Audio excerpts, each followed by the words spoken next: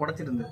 சரி எடுத்து விடுமே இப்படி ஒரு 10 வாட்டி இப்படி இப்படி ரொம்ப அழுத்தில லைட்டா செஞ்சோடனே நார்மல் ஆயிடுச்சுங்க. அவ்வளவுதான் உரம் முத நீ ஊறி அங்க பாருங்க திருப்புளிய வச்சு ட்ரை பண்றாரு. இதை வந்து தண்ணி ஊத்துற மாதிரி ஆக்ஷன் பண்றாங்களா ஷார்ட்ஸ்ல வேற. என்னடா உரம் வந்துச்சுங்க பாப்பாக்கு திரும்ப 3 மணிக்கு கதறுன்னு கதறினா ஒரு ஏஞ்சு லேசா வழிச்சு விட்டவனே தான் செஞ்சு யாரோ ஏமாந்துறீங்க. இந்த மாதிரி பண்ண போறீங்கன்னா ஃபர்ஸ்ட் மொபைல் நம்பரை போய் லிங்க் பண்ணுங்க. தாலுகா ஆஃபீஸ்ல வாங்க. எல்லாரும் எப்படி இருக்கீங்க?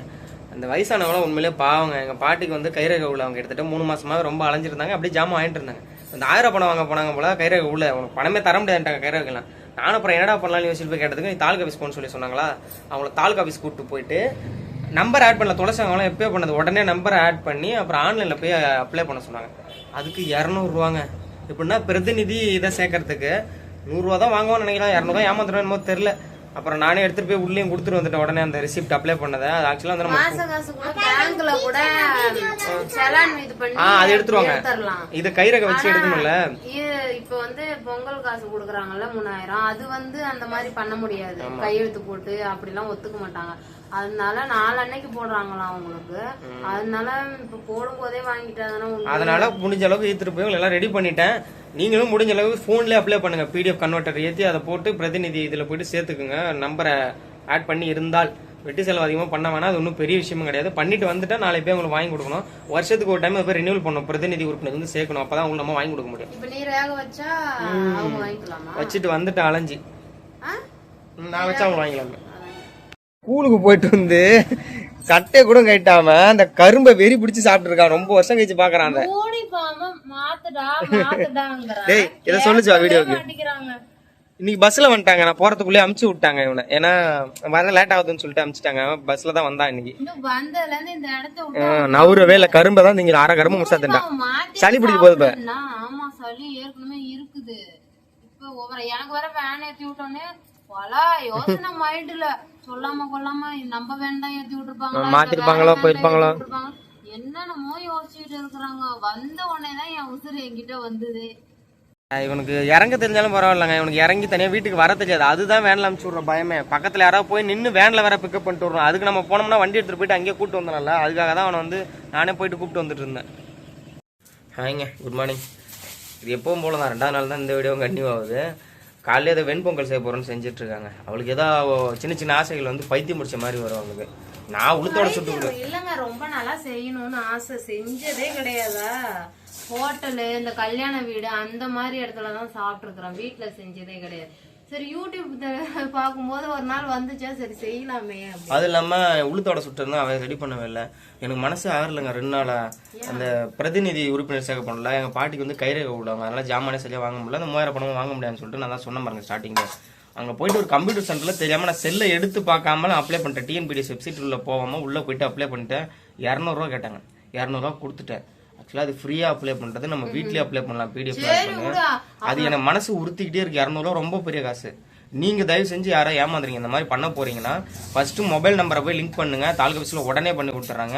அப்படியே நேரா வீட்டுக்கு வந்து TNPSC வெப்சைட் உள்ள போயிட்டு கீழே பிரதிநிதி உறுப்பினர் சேர்க்கறங்க. அதுல கையை வச்சு அவங்க ஆதார் டீட்டெயில்ஸ் உங்க டீட்டெயில்ஸ் எல்லாம் போடுங்க. வேலை முடிஞ்சு. காசை எங்கேயும் போய் ஏமாறாதீங்க. அதான் என்ன பண்ணுன்னு தெரியல. கொள்ளடிக்கலானுங்க. இந்தியாவில் தான் வந்து ஊழலுக்கு இது எல்லாத்துக்கும் சிறந்த நாடு இந்தியா அப்படின்னு பட்டம் கொடுக்கலாம். காலையில் என் பைத்திய மாதிரி பேசுறதுன்னு பாக்குறீங்க. 200 ரூபா போச்சு. 200 ரூபா ஏதாவது ரெடி பண்றாங்க. அடுத்து இந்த விழாக்கு அப்படியே கண்டினியூ பண்ணலாம்.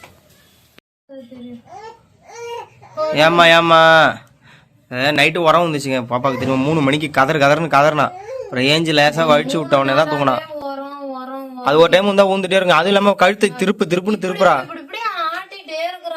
அதான் கழுத்தை திருப்பாம இருக்கிறதுக்கு இப்ப மடிச்சிட்டு இருக்கா துண்டை. 3 மணிக்கு விழுந்துச்சுங்க. யார கூப்பிடுறது என்ன பண்றதுன்னே தெரியல. அழுவ நிறுத்தவே இல்ல. அந்த அளவுக்கு பயமா இருக்குங்க. என்னடா தங்கம் எடுத்து தலை வச்சுங்க. மஸ்டா இதுல தலை வச்சா தலை திருப்பாம ஒரே பக்கமா வச்சிருப்பா. எடுத்து 11 மணிக்கு வெண்பொங்கல் செய்ய போறாங்களாம் காலை டிஃபனுக்கு. பாப்பா வேற மதியம் எவனா வெண்பொங்கல் சாப்பிடணும். அவ்வளோ காலை கிலோக்கு தான் நான் ஊற வச்சேன். ஒரு நேரத்துக்கு தான். அதுக்குள்ள சாப்பாடு மாத்தி ஆக்கிடுறோம். போதுமா? 11 மணிக்கு ஊற வச்சு மணி 11 ஆயிருச்சு. ஆமா இப்ப எத்தனை மணி நினைக்கிறேன்? ஆமா ஆமா 11:10. கிளைமேட் வேற ரொம்ப இதா இருக்கு. உண்மையா பாப்பா வச்சுட்டு இந்த 3 நாளாவே தடுப்பூசி என்னைக்கு போட்டு வந்தோமோ அன்னையில இருந்து இன்ன வரைக்கும் சமாளிக்கவே முடியலங்க. ஏன்னா உரம் வந்துட்டே இருக்காங்க. அழுதுட்டே இருக்கா, எல்லாத்தையும் பார்த்துட்டே இருந்து இப்படி அழுகுறான். உங்க செய்யறத வந்து தண்ணி ஊத்துற மாதிரி ஆக்ஷன் பண்றாங்களா ஷார்ட்ஸ்ல வேற, என்னடா ஏய். ஊத்திட்டேன், அதை அப்புறம் என்ன பண்றது, திரும்ப டம்ளர்ல ஊத்துறது. இது ஒரு வேளைக்கு இவ்வளவு எத்தனை பேர் சாப்பிடுறது? ஒரு டம்ளர் தான் போட்டேன். வெண்பொங்கலுக்கு சட்னி அரைக்கணுமாங்க. அந்த தேங்காய் ஊறினா வீட்டுல கத்தி இல்லை, என்ன பல்லாலையா கடிச்சு இழுக்க முடியும்? கத்தி இருந்ததுங்க, எங்க பாட்டி வந்து அதை எடுத்துட்டு போயிட்டாங்க. ஏன்னா என் மாமனார் தானே, என் மாமனாருக்கு தான் அதிகமா தேவைப்படும் விறகு வெட்ட இளநீ வெட்ட அதுக்கெல்லாம், அதனால கொடுத்து விட்டுட்டேன். இப்ப இல்ல, எங்க ஆயாலாம் ஆடு மேய்க்கக்குள்ள நாங்களும் கூட சனி ஞாயிறுக்கு போயிருப்போமாங்க. தேங்காய் மரத்துல இருந்து உழுந்து கிடந்தனா அதை கல்லாலேயே அடிச்சு உடைச்சி ஸ்நாக்ஸ் எங்களுக்கு அங்கேயே தேங்காய் கொள்ளையில தருவாங்க. நீ என்னன்னா வாயாலேயே எடுக்க முடியும்னு கேக்குற? கல்லாலாம் அடிக்க முடியாது, இங்க எங்க கல்லு நம்ம தூக்கிட்டு வர்றது சொல்றேன். நீ ஊறி அங்க பாருங்க, திருப்புளிய வச்சு ட்ரை பண்றாரு, உரிக்க முடியுமா? ஆனா தேங்காய் பெருசா இருக்கும், உள்ள பார்த்தா ரொம்ப சின்னதா இருக்குங்க. என்ன பெட்ல படுத்துற மாதிரி வந்து படுக்கிறான். தேங்காய் உரிக்க ட்ரை பண்ணிட்டு இருக்கேன். பொங்கல்லாம் ரெடி பண்ணி சாப்பிட்டாச்சுங்க. நீ புது விதமா வீடியோ எடுத்துட்டு இருக்கேன். பேக் கேமரா திருப்பி எடுத்துட்டு இருக்கேன். ஏன்னா ஃப்ரண்ட் கேமராலாம் ரொம்ப அந்த கிளார் அடிச்சு மூஞ்சிலாம் ஏதாவது தெரியுதா? இது வெய்ய நாளா மழை நாளே தெரியல, அந்த அளவுக்கு பாத்தீங்கன்னா அப்படியே தரலாம் சில்லு ஏறுது. நைட்லாம் என் பொண்ணு உரம் வந்து கத்துறா, ஒரு பக்கம் குளிர்ல கத்துறா, என்ன பண்ணான்னு தெரியாம 3 மணிக்கு எந்திரிச்சு உட்காந்துட்டு 2 பேரும் சிந்தனை. அப்புறம் என்ன பண்றேன் பார்க்கலாம் தான், இந்த இடத்துல அப்படியே நரம்பு ஒரு மாதிரி புடச்சிருந்து, சரி எடுத்து விடுமே இப்படி ஒரு 10 வாட்டி இப்படி ரொம்ப அழுத்தில லைட்டா செஞ்சோடனே நார்மல் ஆயிடுச்சுங்க. அவ்வளவுதான், உரம் வழிச்சாச்சு. இதான் உரம் வழி. இவர் தானா எடுக்கிறதுனா நான் விட்டுருக்க மாட்டேன். ஆல்ரெடி வீடியோ ஒண்ணு பார்த்தா டாக்டரே சொன்னார். அந்த டாக்டர் என்னன்னா, இந்த பக்கம் ஒரு 10 நீவு விடுங்க, அது ஒண்ணும் இல்லை, சும்மா சதை பிடிப்பு தான், குழந்தைங்க இப்படி திரும்பும் போது அந்த இது இதாயிக்கும் அப்படின்னு சொன்னாலும். அப்புறம் எங்க அத்தை ஒருத்தவங்க தெரிஞ்சவங்க இருக்காங்க, அவங்களும் அடிக்கடி எடுப்பாங்க. அதை பார்த்துட்டு நான் அப்படியே ரெடி பண்ணிட்டேன். ஆக மொத்தம் என் பொண்ணெல்லாம் கிட்டத்தட்ட நாங்கள் அந்த 1 வாரமா நிம்மதியா தூங்கல, நிம்மதியா சாப்பிடல. மதிய சாப்பாடு 1 மணிக்கும், காலை சாப்பாடு வந்து நைட்டும் இப்படிதான் எங்களோட குழப்பம் ஓடிட்டு இருக்குது. இதுக்கெட்டில் பாத்தீங்கன்னா எங்க அப்பா ஆக்சிடென்ட் சாப்பாடு 1 மணிக்கு தான் உலட்டுங்க. இல்ல காலை சாப்பாடே சொல்றேன், 1 மணி நைட் இப்படிதான் போகுது. பசி எடுக்கிறது இல்ல. ஒரு பக்கம் அந்த வசனத்திலேயே காலையிலேயே பசியே எடுக்க மாட்டேங்குது. ஒரு பக்கம் எங்க அப்பாவுக்கு ஆக்சிடென்ட் ஆச்சு. அப்புறம் பாட்டிக்கு வந்து ரேஷன் பொருள் எல்லாம் அலைச்சல் தான். ஆக மொத்தம் எல்லாருமே வந்து ஏமாத்துறாங்க. கவர்மெண்ட் இப்படி குடுக்குற மாதிரி கொடுத்து, கவர்மெண்ட் சர்வெண்ட் தான் நம்ம போயிட்டு லஞ்சம் அது இதுன்னு கொடுத்து கம்ப்யூட்டர் செல்ல கொடுத்துட்டு போறாங்க. குழப்பா இருக்கு, என்ன பண்றது? அவ்வளவுதாங்க இந்த வீடியோ. இன்னொரு விழாவில் மீட் பண்ணலாங்க.